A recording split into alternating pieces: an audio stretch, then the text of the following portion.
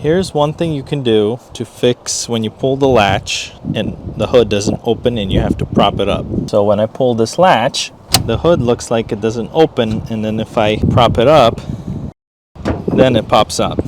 So open your hood, put it on a stand if there is one, and inside look for something like this. These rubber stoppers that interact with here and here are supposed to be squished, and then they push back when you open the latch. So mine, if I twisted them out a little on both sides, I guess the rubber got stuck over time or what. Once I twisted that, then it started to work again. So check this out. So we're gonna close the hood, and now I'm gonna pull the latch. And you can see it came right up. And now it's easier to get my hand in here and open it. That's it.